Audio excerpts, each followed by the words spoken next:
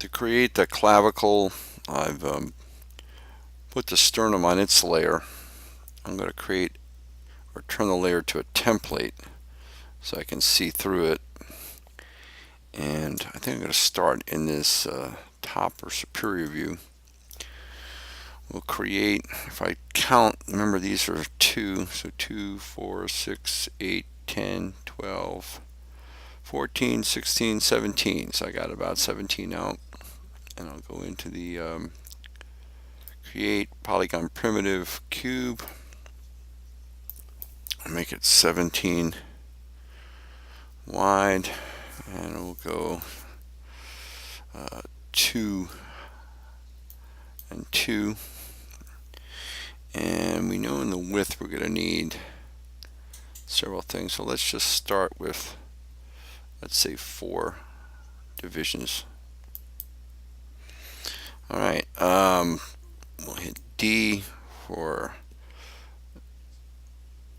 hold down the letter D for the pivot point, click on the X axis arrow, this arrow right here, hold D and C and slide, middle mouse slide on that edge there, and now I've got the pivot point at the end, and I can put that down.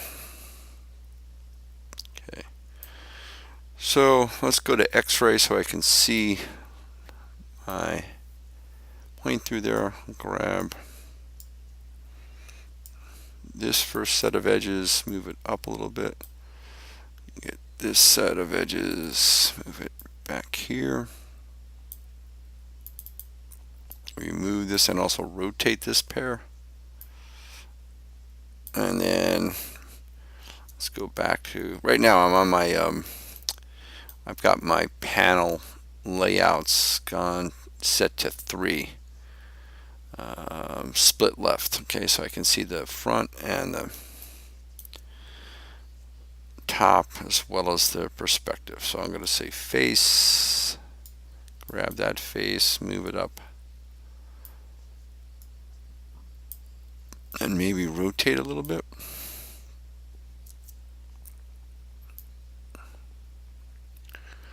So I can get that edge. Now again, here's a place where I might want to double click on that move tool so I can get the tool settings. Change that maybe to component, since that's the face is selected. Okay. Again, component. Okay, and you can see just by using those 4 elements, I'm not too far from what I want. Looks like a hot dog right now, but that's not too bad.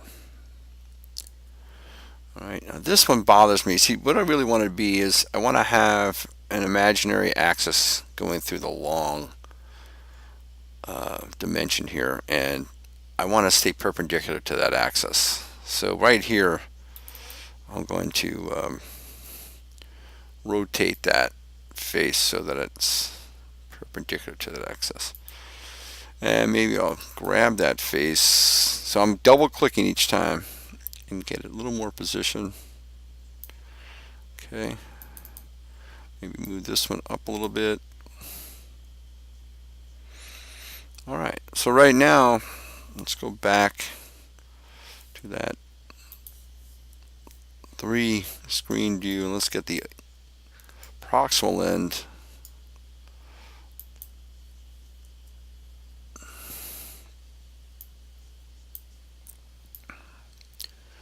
Look at that. And really the way I think of that clavicle is kind of rounded here proximally, and then becomes flattened as it articulates with the acromion. So that's about the start of what we want that to look like.